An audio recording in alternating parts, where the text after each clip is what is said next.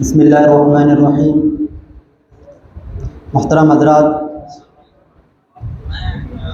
میں آپ کے سامنے عیسائی مذہب میں موجود رسمیں اور تہوار کے متعلق گفتگو کروں گا۔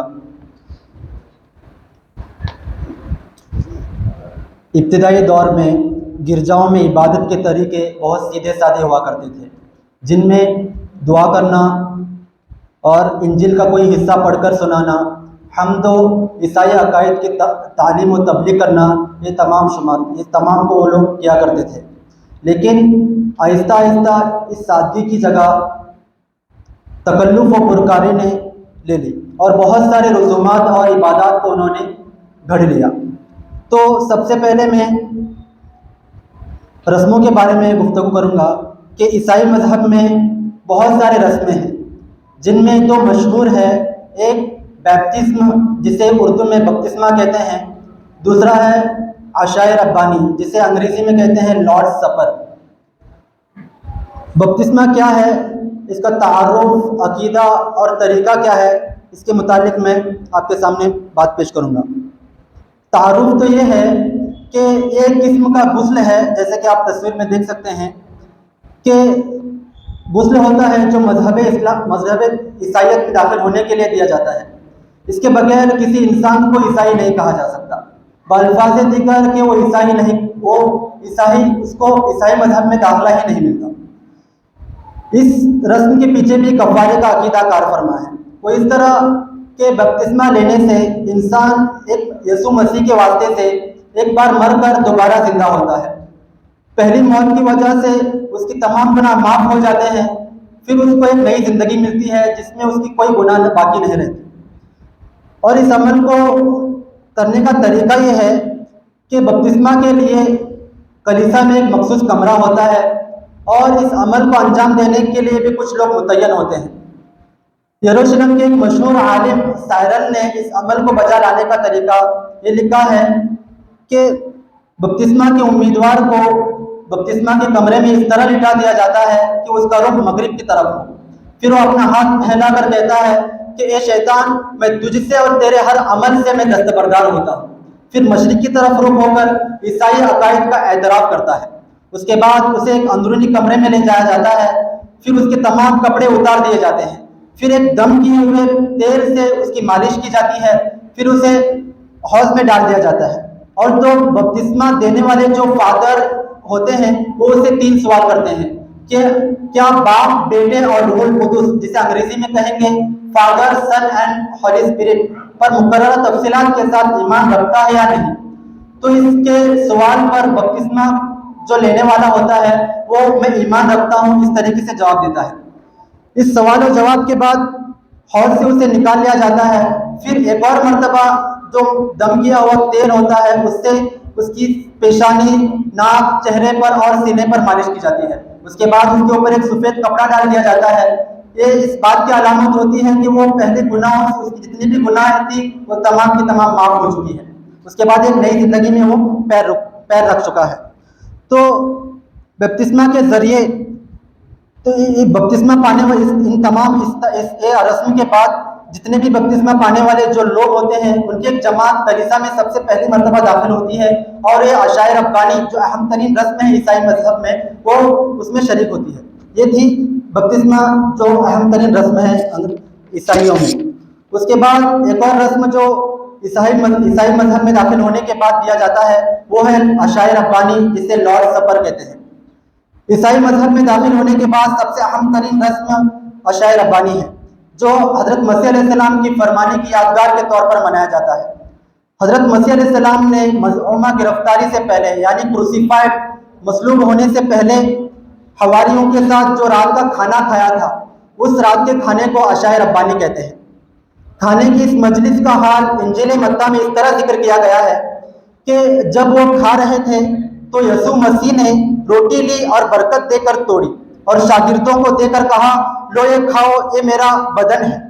پھر پیالہ لے کر شکر ادا کیا اور ان کو دے کر کہا کہ تم سب اس میں سے پیو، کیونکہ یہ میرا وہ عہد کا خون ہے جو بہتروں کے لیے گناہوں کی معافی کے واسطے بہایا جاتا ہے۔ یہ انجیل متی میں لکھا ہوا ہے۔ اور مزید لوکا اپنی انجیل میں مزید اس بات کا اضافہ کرتا ہے کہ اس کے بعد حضرت مسیح علیہ السلام نے حواریوں سے مزید یہ کہا کہ میری یادگاری کے طور پر یہی کیا کرو۔ تو اس ایک جملے سے عیسائی لوگ ہر اتوار کو عشائے ربانی کی یہ جو رسم ہے مناتے ہیں۔ اس کا طریقہ یہ ہے کہ عیسائیوں کا ایک مشہور عالم جسٹن مارٹن نے اس عمل کو بجا لانے کا طریقہ یہ لکھتا ہے کہ ہر اتوار کو کلیسا میں ایک اجتماع ہوتا ہے اور شروع میں کچھ دعائیں پڑھی جاتی ہیں اور نغمے بھی پڑھے جاتے ہیں۔ پھر جو حاضرین ہوتے ہیں وہ ایک دوسرے کا بوسہ لے کر مبارکباد پیش کرتے ہیں۔ پھر روٹی اور شراب لائی جاتی ہے اور جو صدر مجلس ہوتا ہے وہ اس روٹی اور شراب کو اپنے ہاتھ میں لے کر باپ، بیٹے اور روح القدس یعنی father, son and holy spirit کے اوپر سے کیا ہے دعا کرتا ہے۔ پھر تمام حاضرین جو ہوتے ہیں وہ آمین کہتے ہیں۔ اس کے بعد تمام حاضرین میں جو خدام ہوتے ہیں، کلیسا کے جو خدام ہوتے ہیں، اس شراب اور روٹی کو تقسیم کرتے ہیں۔ اس کا عقیدہ یہ ہے، اس عمل سے جو عقیدہ ثابت ہوتا ہے وہ ہے اس عمل سے فوراً جو ہے روٹی جو ہے مسیح علیہ السلام کا بدن بن جاتی ہے اور شراب جو ہے وہ مسیح علیہ السلام کی خون بن جاتی ہے۔ اس کے بعد تمام حاضرین اسے کھا پی کر عقیدہ کفارہ کا جو عقیدہ ہے پھر ایک اور بار تازہ کرتے ہیں۔ یہ ہے عشائے ربانی جسے لارڈ سپر کہتے ہیں۔ یہ ایک اہم ترین رسم عیسائی مذہب میں منایا جاتا ہے۔ لیکن یہاں پہ ایک سوال کیا جاتا ہے کہ روٹی اور شراب دیکھتے ہی دیکھتے کس طرح بدن اور خون میں تبدیل ہو جاتی ہے؟ اس کا جواب عیسائیوں کے پاس نہیں ہے۔ یہ ہے اہم ترین رسمیں عیسائی مذہب میں۔ اس کے بعد میں تہوار کے متعلق گفتگو کروں گا۔ عیسائی مذہب میں بہت سارے تہوار ہیں، جیسے کرسمس، گڈ فرائیڈے اور ایسٹر۔ تو کرسمس کے اوپر میں سب سے پہلے گفتگو کروں گا۔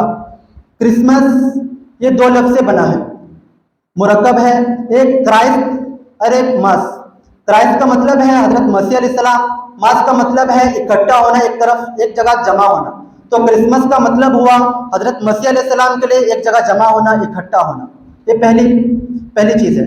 اس کے بعد یہ لفظ جو ہے کرسمس، یہ جو لفظ ہے 4 صدی کے قریب میں استعمال کیا گیا ہے۔ اس سے پہلے اس لفظ کا کہیں ذکر نہیں ملتا۔ اور تیسری چیز یہ ہے کہ مسیح علیہ السلام کی پیدائشی دن میں عیسائیوں میں جتنے بھی فرقے ہیں ان میں اختلاف ہے کہ کرسمس کب منایا جائے۔ تو رومن کیتھولک اور پروٹسٹنٹ جو کلیسا ہے یہ 25 دسمبر کو کرسمس مناتے ہیں۔ اسی طریقے سے مشرقی آرتھوڈکس جو ہے وہ 6 جنوری کو کرسمس مناتے ہیں اور ارمنی کلیسا جو ہے وہ 19 جنوری کو کرسمس مناتے ہیں۔ لیکن کہیں نہ کہیں حقیقت واضح ہو ہی جاتی ہے۔ تو انہی کا ایک محرخ اسٹیفن فیرر نے اپنی کتاب لائف آف کرائسٹ میں لکھتا ہے کہ اس نے اس بات کا اعتراف بھی کیا ہے کہ مسیح علیہ السلام کے یوم ولادت کا کہیں پتہ نہیں چلتا۔ تو اس حساب سے جو 25 دسمبر یا 6 یا 19 جنوری کو کرسمس یعنی عیسی علیہ السلام کی ولادت کا دن مناتے ہیں، اس کی کوئی حقیقت نہیں ہے۔ چوتھی چیز یہ ہے کہ یہاں پر ایک اور زبردست یہ اشکال کیا جاتا ہے کہ حضرت مسیح علیہ السلام موسم گرما میں پیدا ہوئے تھے یا ماہ دسمبر میں۔ اس کا جواب یہ ہے، میں پوائنٹس کے ذریعے سے اس بات کو واضح کرنا چاہوں گا۔ سب سے پہلی چیز یہ ہے کہ سب کا اس بات پر اتفاق ہے کہ حضرت مسیح علیہ السلام فلسطین کے شہر بیت اللحم میں پیدا ہوئے تھے۔ یہ پہلی چیز ہے۔ اور دوسری بات یہ ہے کہ اس زمانے میں جو رومی مشرک تھے وہ 25 دسمبر کو اپنے دیوتا کو اس کی پوجا کیا کرتے تھے۔ تو اس زمانے میں موجود عیسائی ان رومی مشرکوں کو خوش کرنے کے لیے 25 دسمبر کو حضرت مسیح علیہ السلام کی ولادت کا دن منانے لگے۔ اس کے علاوہ ان کے پاس کوئی دلیل نہیں ہے۔ اور تو ان کی یہاں پہ 2 باتیں ہو گئی۔ ایک تو یہ ہے کہ 25 دسمبر کو یہ لوگ کرسمس مناتے ہیں یعنی عیسیٰ علیہ السلام کی ولادت کا دن مناتے ہیں، اور دوسری چیز کہ حضرت مسیح علیہ السلام بیت اللحم میں پیدا ہوئے تھے۔ اور اب یہاں پہ دیکھتے ہیں کہ بیت اللحم میں دسمبر کا جو مہینہ ہوتا ہے وہ بارش کا مہینہ ہوتا ہے۔ ایک چیز ہے کہ بیت اللحم میں دسمبر کا مہینہ یہ بارش کا مہینہ ہوتا ہے۔ تو اب ہم بائبل پڑھتے ہیں تو اس سے کچھ باتیں ملتی ہیں کہ حضرت مریم علیہ السلام نے بچے کو چن کر چرنی میں ڈال دیا تھا۔ تو یہ کس طرح ممکن ہے کہ ایک بارش کا موسم ہے اور اس وقت حضرت مریم علیہ السلام باہر آئی اور ایک ننگے بچے کو چرنی میں ڈال دیا، یہ ممکن نہیں ہے۔ تو اسی طرح دوسری بات یہ ہے، ایک دوسرا اشکال یہاں پہ یہ ہے کہ جو انجیل لوکا میں لکھا ہوا ہے، جس سے یہ بات معلوم ہوتی ہے کہ جس دن حضرت عیسیٰ علیہ السلام کی ولادت ہوئی تھی، اس رات چرواہے اپنے بھیڑوں کو لیے یعنی کھلے آسمان تلے کھڑے تھے، جیسے کہ آپ تصویر میں دیکھ سکتے ہیں۔ تو یہ کس طرح ممکن ہے کہ ایک ماہ دسمبر یہ بارش کا موسم ہے اور چرواہے اپنے بھیڑوں کو لے کر کھلے آسمان تلے ہیں؟ تو یہ بات سمجھ میں آتی نہیں ہے۔ تو اس طریقے سے بائبل میں ہمیں حضرت مسیح علیہ السلام 25 دسمبر کو پیدا ہوئے سے اس کا ثبوت نہیں ملتا۔ تو اب ہم قرآن پڑھتے ہیں تو اس کا تذکرہ ملتا ہے کہ حضرت عیسیٰ علیہ السلام کھجور پکنے کے زمانے میں پیدا ہوئے تھے۔ تو اب بیت الحم میں کھجور جو پکتے ہیں وہ موسم گرما میں، جیسے جولائی یا اگست کے مہینے میں۔ تو اس اعتبار سے جو بائبل میں ورسز ہے، آیات ہے کہ حضرت مریم علیہ السلام بچے کو جنا اور جننے میں ڈال دیا، یہ ممکن ہے موسم گرما میں، نہ کہ ماہ دسمبر میں۔ اور اسی طریقے سے چرواہوں کا بھیڑوں کو لے کر کھلے آسمان تلے رہنا، یہ ماہ گرما میں ممکن ہے، نہ کہ موسم گرما میں ممکن ہے، نہ کہ ماہ دسمبر میں جو بارش کا موسم ہوتا ہے۔ تو اس اعتبار سے کرسمس کا منانا کہ وہ 25 دسمبر کو حضرت عیسیٰ علیہ السلام پیدا ہوئے تھے، اس کی تردید ہو گئی۔ اس کے بعد آخر میں عیسائیت کی جو اور ایک دو تہوار ہیں، ایک گڈ فرائیڈے اور ایسٹر کے اوپر بات کر اپنی بات کو مکمل کرتا ہوں۔ گڈ فرائیڈے کو یہ لوگ ہولی فرائیڈے اور بلیک فرائیڈے بھی کہتے ہیں۔ اس کی تاریخ یہ ہے کہ جب مسیح علیہ السلام تبلیغ کر رہے تھے، اپنے دین کو پھیلا رہے تھے، تو اس وقت رومن گورنمنٹ نے انہیں سولی دینے کا اعلان کر دیا۔ تو عیسائی عقائد کے مطابق جس دن حضرت عیسیٰ علیہ السلام کو سولی دیا گیا تھا وہ دن جمعے کا دن تھا، تو اس لیے یہ لوگ جمعے کے دن کو یعنی فرائیڈے کو سوگ مناتے ہیں، اور اس کی تیاری 40 دن پہلے ہی سے ہونے لگتی ہے، یعنی چرچز میں جتنی بھی سجاوٹ کی چیزیں ہیں ان تمام کو نکال لیا جاتا ہے، اسی لیے یہ لوگ گڈ فرائیڈے بناتے ہیں۔ اس کے بعد ایسٹر، اسی عقائد کے بنیاد پر ایک اور فیسٹیول تہوار مناتے ہیں، وہ ہے ایسٹر۔ اس کی بھی جو مطابقت ہے اسی تہوار سے ہے کہ عیسائی عقائد کے مطابق جس دن کروسیفائڈ کیے گئے تھے، یعنی مظلوم ہوئے تھے حضرت عیسیٰ علیہ السلام، اس کے ٹھیک 3 دن بعد زندہ ہوئے تھے، وہ دن اتوار کا دن تھا، تو اس لیے یہ لوگ ایسٹر کا تہوار مناتے ہیں، خوشی مناتے ہیں۔ تو یہ 21 مارچ کو مناتے ہیں۔ اگر 21 مارچ ہفتے کے کسی درمیانی دن میں آ گیا، جیسے بدھ، منگل، اتوار کے پیر کے دن آ گیا، تو اس کے فوراً بعد آنے والے اتوار کو یہ لوگ ایسٹر کی جو تہوار ہے، فیسٹیول ہے، وہ مناتے ہیں۔ اسی پر میں اپنی بات کو ختم کرتا ہوں۔ وآخر دعوانا ان الحمد للہ رب العالمین۔